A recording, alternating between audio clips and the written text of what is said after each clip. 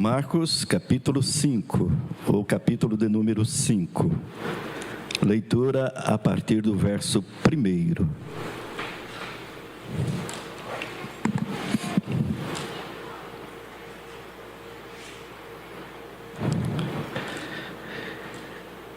Eu vou ler na tradução Nova Versão Transformadora, e você acompanha na sua versão, e alguns versículos ou textos serão esclarecidos, palavras serão esclarecidas, tá bom?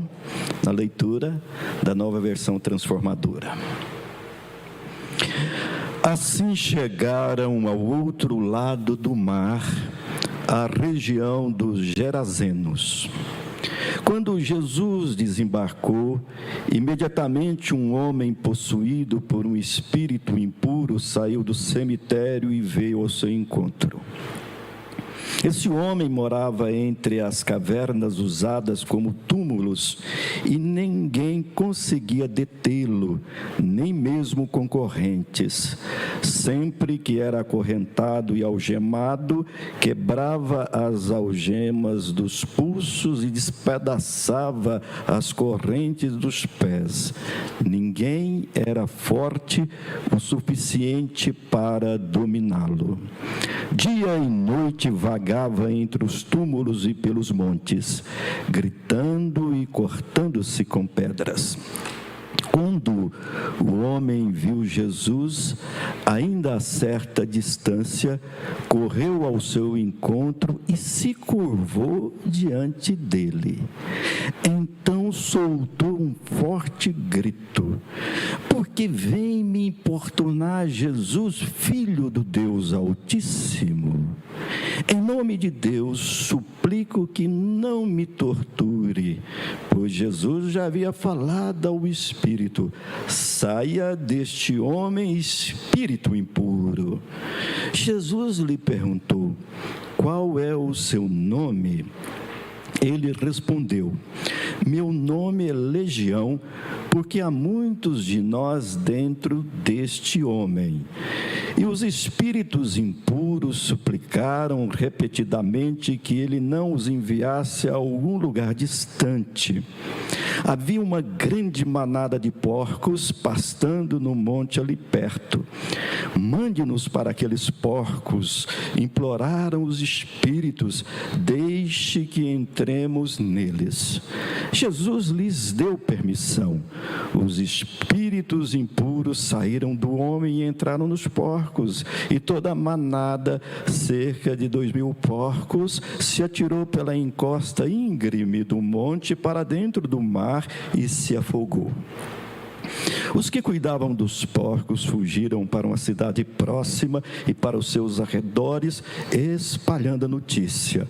O povo correu para ver o que havia ocorrido.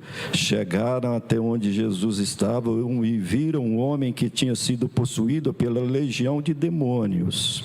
Estava sentado ali, vestido e em perfeito juízo, e todos tiveram medo.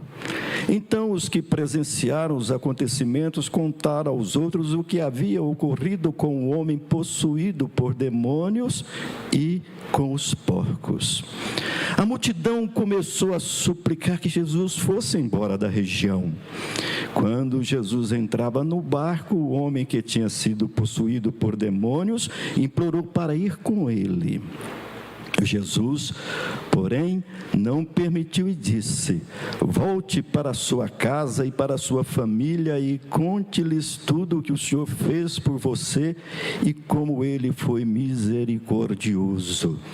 Então o homem partiu e começou a anunciar pela região das 10 cidades, ou Decápolis, como está na sua tradução, quanto Jesus havia feito por ele, e todos se admiravam do que ele dizia.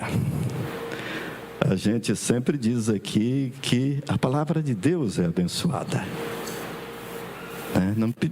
Não temos como pedir, Deus abençoe a sua palavra, ela já é abençoada. Nós é que precisamos rogar a Deus: Senhor, reverentemente diante da tua palavra estou, e que teu Espírito Santo a ministre agora no meu coração e na minha mente, e que eu saia deste templo praticando-a. Amém? Irmãos, eu tive o privilégio, no ano de 1979, de chegar no Seminário Presbiteriano do Sul, em Campinas, São Paulo, e também tive o privilégio de conviver com um amigo, um colega de turma, um ex-hippie, um ex-drogado, que se considerava, antes de sua conversão ao Senhor Jesus, um caso perdido. Você conhece alguém que é um caso perdido? Você se considera um caso perdido?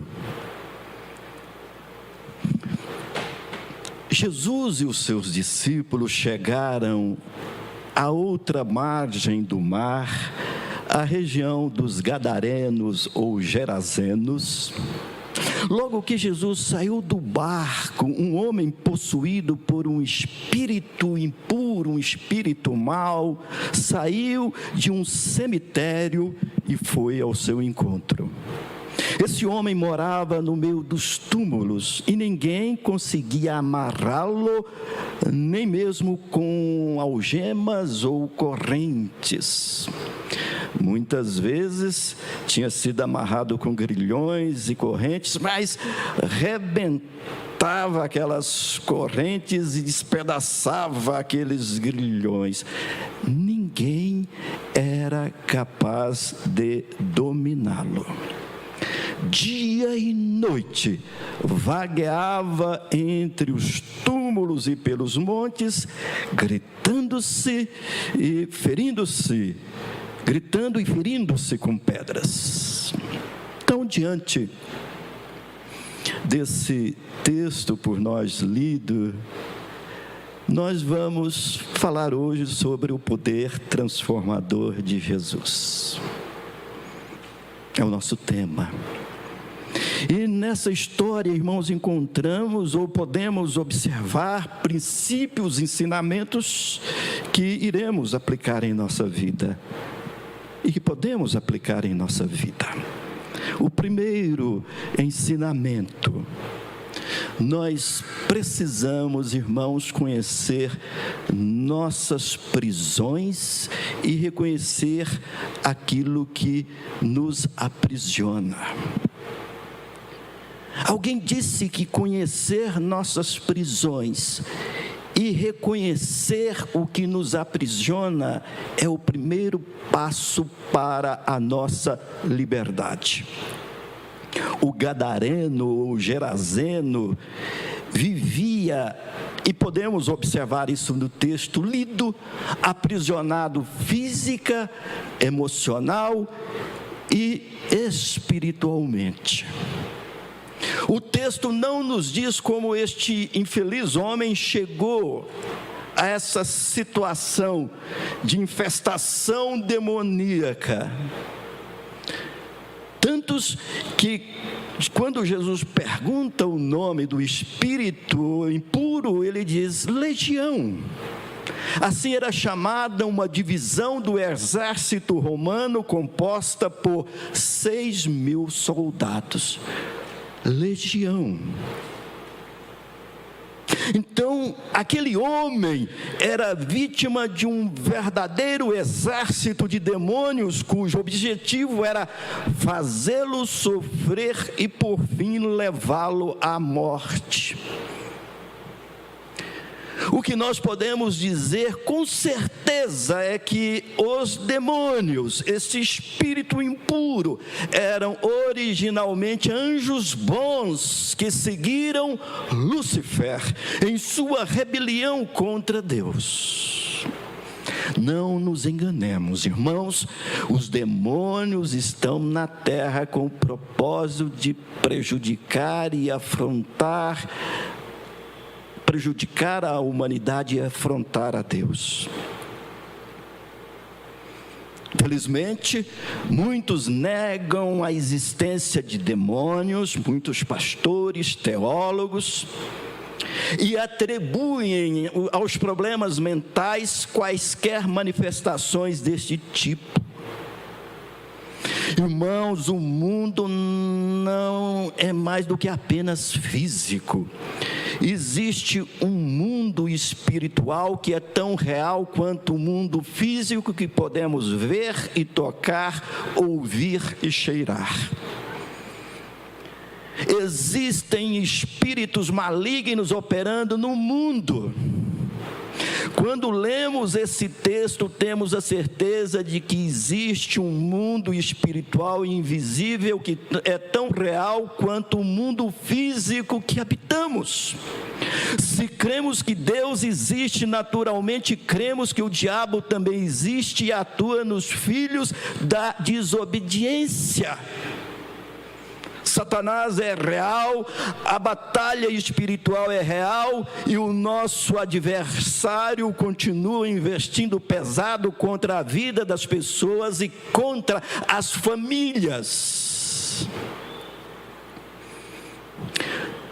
Tanto é verdade que o próprio apóstolo Paulo, com maestria, ele vai falar dessa luta em Efésios capítulo 6, no versículo de número 2, quando ele diz: pois nós não lutamos contra inimigos de carne e sangue, mas contra governantes e autoridades do mundo invisível, contra grandes poderes neste mundo de trevas e contra espíritos malignos nas esferas celestiais.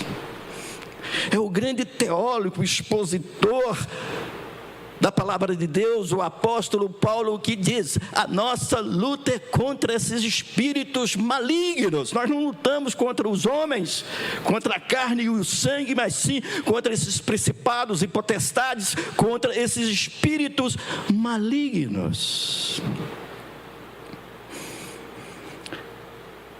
Alguém disse que existem diferentes tipos de correntes.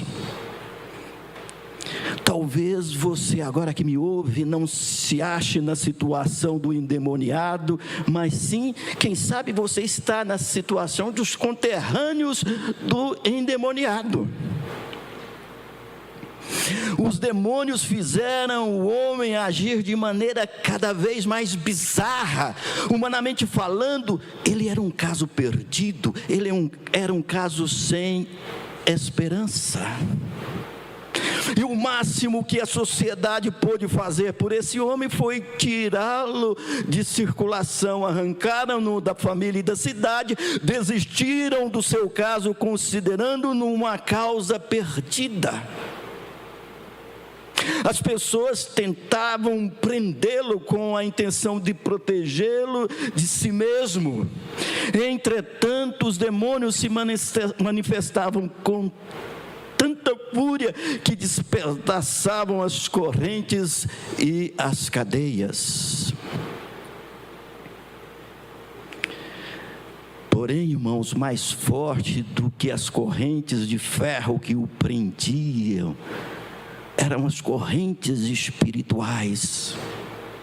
Reafirma o texto, não nos diz como ele chegou nessa situação, porém podemos deduzir uma infinidade de possibilidades, como decepção, falta de perdão, traição, medo, ira, etc. A psicologia e a psicanálise ensina que todos nós temos amarras emocionais que nos causam sofrimentos. Eu, como pastor, tenho lidado com muitos evangélicos presos nessas amarras, mesmo convertidos. São amarras difíceis de serem desfeitas, mas isso não é impossível. Essas amarras estão guardadas dentro de nós. São sentimentos que nos provocam submissão.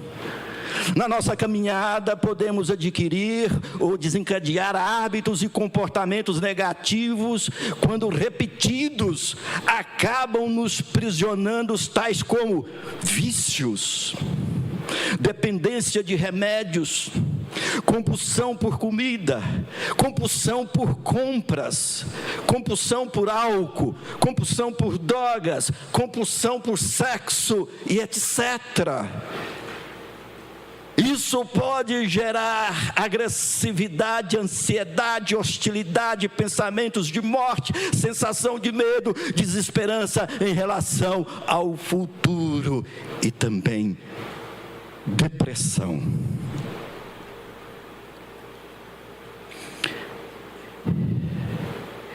E o mais triste é nós verificarmos que não só ovelhas, pessoas, evangélicos presos nessas amarras, nessas correntes emocionais, que muitas vezes são dirigidos, são ministrados também por pastores doentes, que adoecem as suas igrejas, que submetem as suas igrejas ao seu senhorio,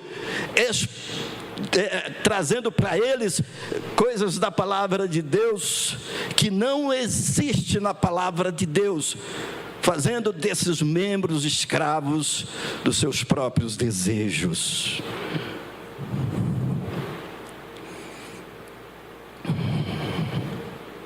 O preço que pagamos por não atuar contra essas amarras emocionais é uma vida de sofrimento.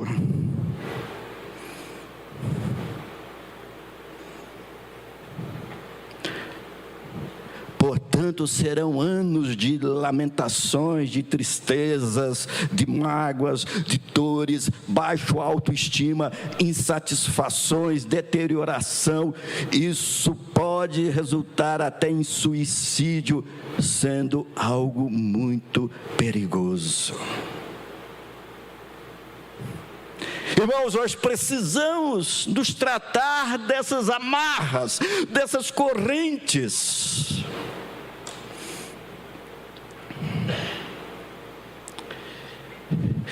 Eu lidei com uma senhora que estava presa numa amarra emocional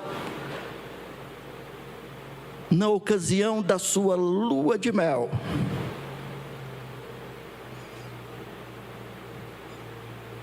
Anos depois, ainda se encontrava presa naquela decepção, naquela amarra.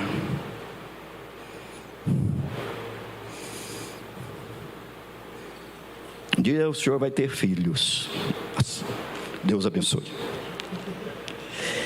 Vou dizer uma coisa para vocês. Quantos e quantos filhos de evangélicos, de pastores estão presos emocionalmente,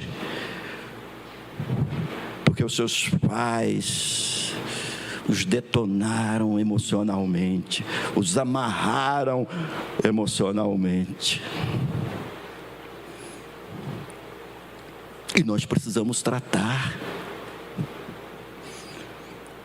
E às vezes é necessário que procuremos um psicólogo, um psicanalista, um psiquiatra, conforme o grau do nosso problema, para sermos tratados. Não é pecado, não há problema nenhum em procurar esse tipo de socorro.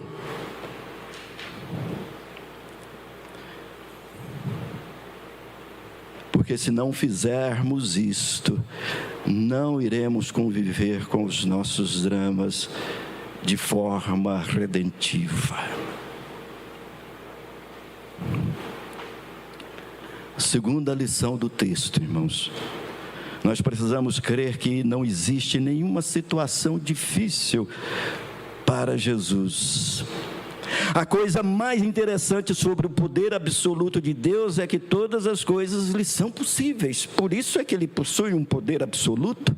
Não há nada difícil demais para ele. O anjo Gabriel disse a Maria que nada é impossível para Deus. Jesus afirmou que todas as coisas são possíveis para Deus, e o que ele fez? Ele libertou o endemoniado. Não há nada que Deus não possa fazer, o poder de Deus é ilimitado. Jesus mudou a situação daquele homem que sofria por ser oprimido.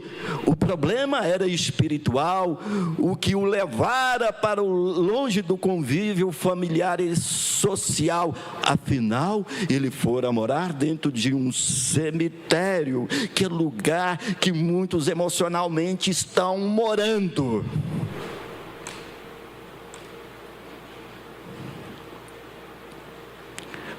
Porque o próprio texto diz que os sepulcros frequentemente se localizavam em cavernas. Ele estava morando lá. O cemitério é um local de morte e solidão. Já não havia perspectiva nenhuma de mudança. Nós podemos resumir a vida deste homem, irmãos, como podemos resumir a vida de muitos que convivem conosco. Da seguinte maneira: eram sem família, sem amizade, sem dignidade, sem sanidade, sem rumo, sem sentido, sem futuro, sem esperança. Mas aí chega Jesus, e quando Jesus chega, tudo muda. Quando Jesus alcança uma pessoa, essa pessoa é restaurada. Jesus o encontrou e a vida dele foi completamente restaurada. Ele recobrou a consciência, vestiu-se e ficou em perfeito juízo. E esse encontro de Jesus com o gadareno ou gerazeno é um sinal do poder incomparável de Jesus, como ele é capaz de transformar qualquer situação difícil, como ele é capaz de transformar a vida de um caso perdido.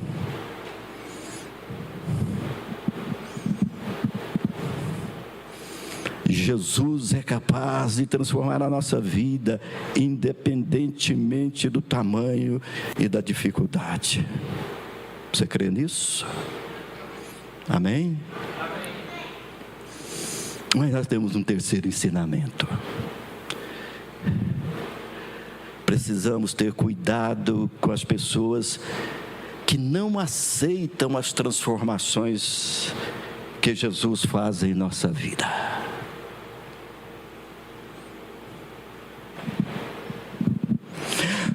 Perceberam no texto que Jesus liberta o homem e dá ordem para os demônios que fossem para os porcos, que se lançaram no precipício.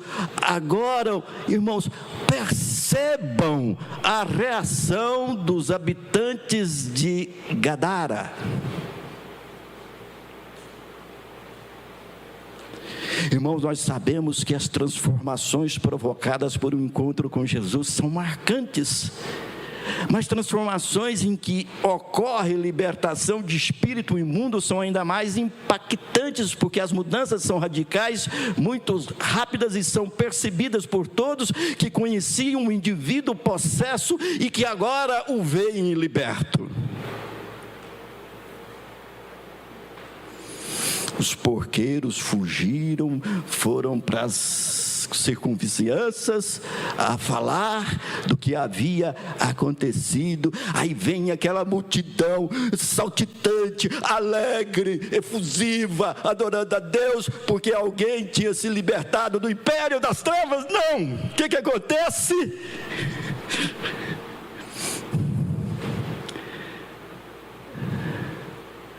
Agora percebam uma coisa interessante.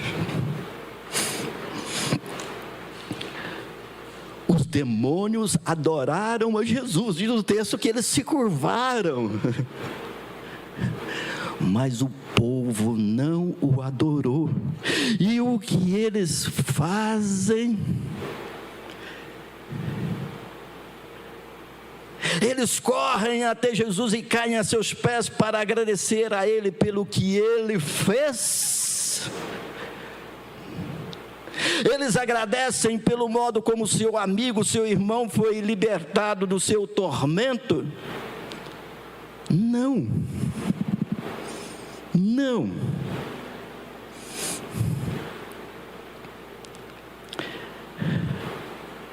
Eles demonstram um ateísmo total.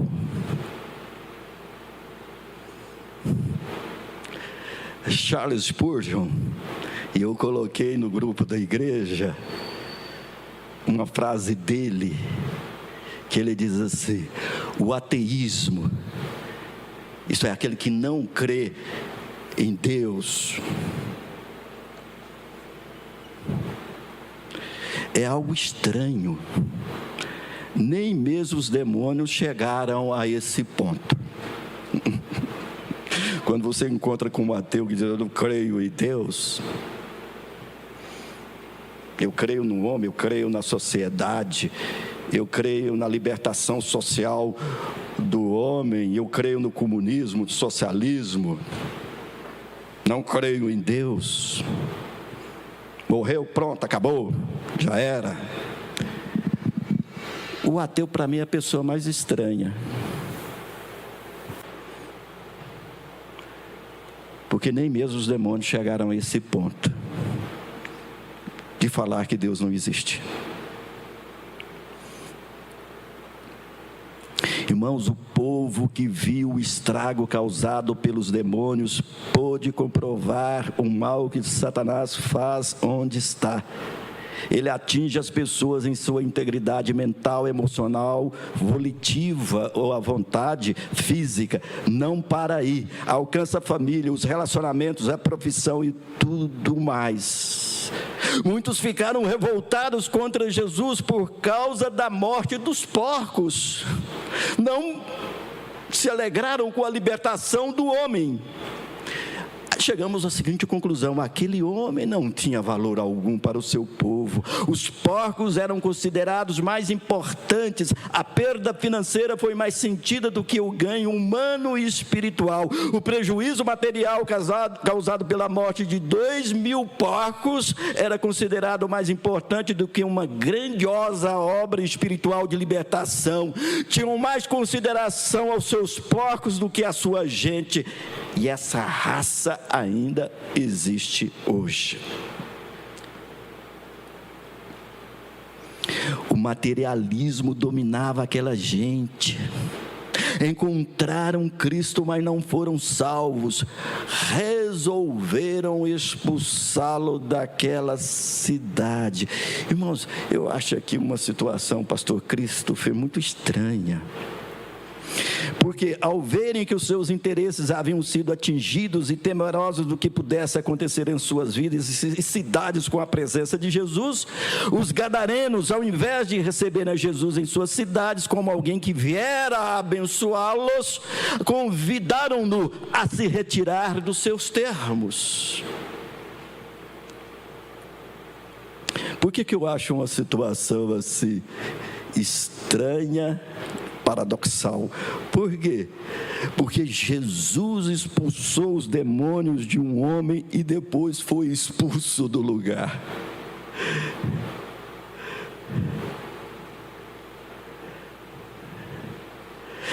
Como eu afirmei antes, talvez você não se encontre na situação do gadareno, mas quem sabe você se encontra na situação dos seus conterrâneos, não se alegrando quando alguém é por Jesus libertado. Irmãos, nem sempre as pessoas que estão à nossa volta se alegrarão com as mudanças de Jesus em nossas vidas. Eu, quando me converti ao Senhor, e Jesus me converteu, é uma maneira de a gente falar, Jesus me converteu a Ele. Eu era funcionário de um banco, menor aprendiz do Banco do Brasil. Vocês acham que os meus colegas bancários, se alegraram com a minha conversão? Primeiro é porque eles estavam perdendo o principal atacante deles. Paulo Filho acha que joga bola, ele não viu o pai dele jogando. Então, eles perderam o principal atacante. E aquilo para eles, por quê? Porque a gente jogava era no domingo, 9 horas da manhã. E eu tinha que ir para a escola dominical. Não se alegraram, porque eu fui liberto por Jesus Cristo. Nem sempre as pessoas que estão à nossa volta se alegrarão com as mudanças de Jesus em nossas vidas. A minha família também não se alegrou.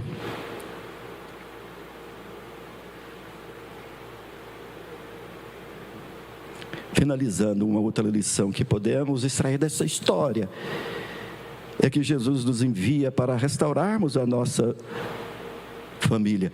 Percebam no texto, o pedido dos demônios foi atendido de pronto, mas o pedido do ex-endemoniado não foi atendido. Por quê? Porque Jesus tinha outros planos para ele. Volte para casa e conte aos seus parentes o que o Senhor lhe fez e como ele foi bom para você. Naquele dia, Jesus e o homem curado se separaram e seguiram em direções opostas. O Senhor atravessou o lago e foi para o oeste, e o endemoniado seguiu não só para a sua própria casa, mas também para a vasta região de Decápolis, ou das 10 cidades no lado leste. Depois da libertação, o gadareno parecia outro homem. Convenhamos, quando alguém é convertido por Jesus Cristo, se torna uma nova criatura, um novo homem, uma nova mulher. Foi encontrado assentado, vestido em perfeito juízo. Por quê, irmãos? Porque a conversão é o início de uma nova vida, com equilíbrio, com sossego, com paz, com descanso, com dignidade, com ordem, com decência. Porque além de ter sido liberto, aquele homem foi salvo por Jesus. Jesus nomeou o recém-liberto como missionário em sua própria terra. Ele foi o primeiro missionário autóctone, isto é, natural da região, nomeado por Jesus, o primeiro missionário gentio. Qual a sua missão? Anunciar à sua família e aos concidadãos de sua terra o que havia recebido de Deus em Jesus, como prova de sua misericórdia. O reverendo Hernandes Dias Lopes, comentando esse texto, ele diz assim: Jesus envia esse homem como missionário para a sua casa, para ser uma testemunha em sua terra. Ele espalhava medo e pavor, agora anuncia as boas novas de salvação. Antes era um problema para a família, agora é uma bênção. Antes era um mensageiro da morte, agora um embaixador da vida. Jesus deixou o gadareno ali como pregador, dando seu testemunho para todos, começando pela sua casa. O primeiro lugar onde devemos testemunhar do Senhor é na nossa casa. E por que, irmãos, ele precisava? E aqui eu vou fazer aqui algo que eu creio, viu? Não está no texto, mas quando Jesus diz que ele tem que ir para a casa dele, me parece que havia alguma relação entre o seu endemoniamento e a sua antiga vida familiar. Por quê, irmãos? Porque eu posso chegar a essa conclusão, mesmo que o texto não me diga. Porque, irmãos, há famílias que são tão doentes e disfuncionais que produzem gente possessa.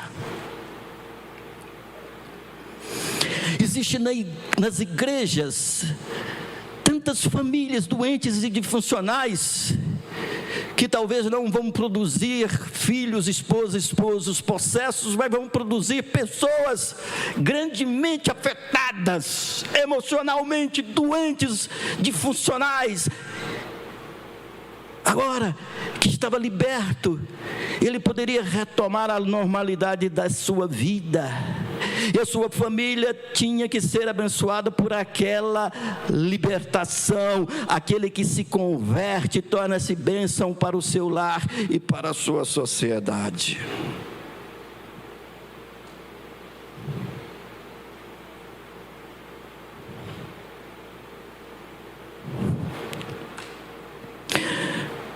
Esse homem era um homem marginalizado pela sociedade, era um subjugado por demônios, era um zero à esquerda, era um estorvo, dispensável, e ele tornou-se um missionário. Pela graça de Deus, ele levou a mensagem de Jesus àquela região das 10 cidades. Primeiro a sua cidade, Gadara, e até as 10 cidades. Alguém disse que Jesus transformou aquele homem em um verdadeiro monumento da graça. Aquele que a vida completa deu-lhe a graça de ser transformado em canal de transformação através da pregação. Agora era a hora de proclamar a todos que a mudança de vida que ele sofreu.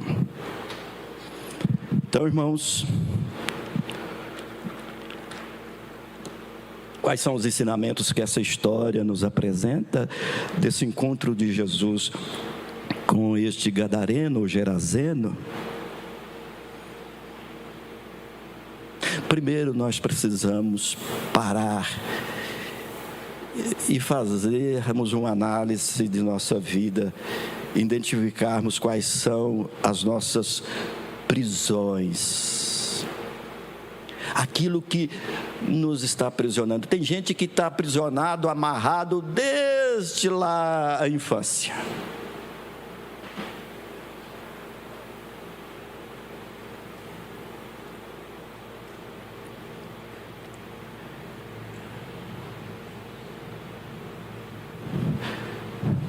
Isso é o primeiro passo para a nossa liberdade.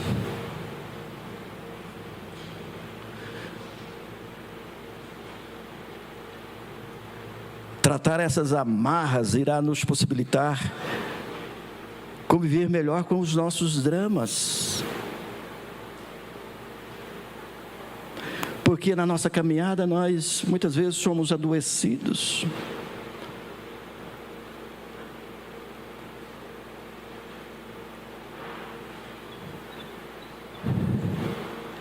Esse encontro de Jesus com o gadareno é um sinal do poder incomparável de Jesus, como ele é capaz de transformar qualquer situação difícil. Ele era um caso perdido e Jesus o libertou, o transformou. Mas você poderia dizer, mas se Jesus liberta e cura, o poder dele é imensurável, pastor, mas ainda é como eu estou preso nessas amarras, desses dramas emocionais? Sim, é porque você ainda não entregou totalmente esses problemas, essas amarras, essas correntes, para que Jesus Cristo possa libertá-lo. Você continua amarrado e está amarrando os outros, irá amarrar os outros.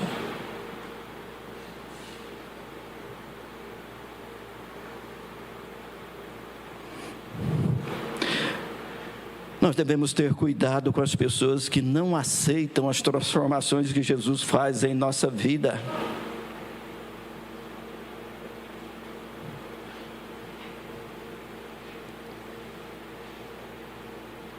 Nem sempre as pessoas se alegrarão com a nossa transformação. Aqueles colegas meus de festas e tantas outras coisas ficaram imensamente descontentes, ao ponto de um deles ter dito para mim, era um dos gerentes do banco: que isso, você virou uma Bíblia? Acabou a sua vida, meu irmão. Acabou a sua vida, meu amigo.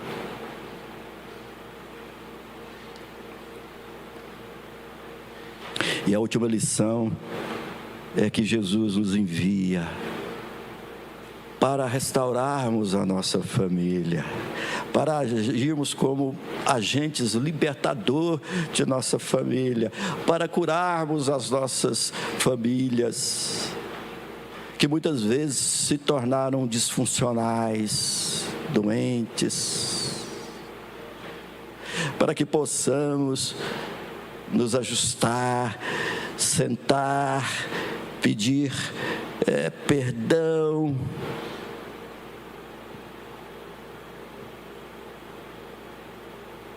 dizer onde erramos e o que nós podemos fazer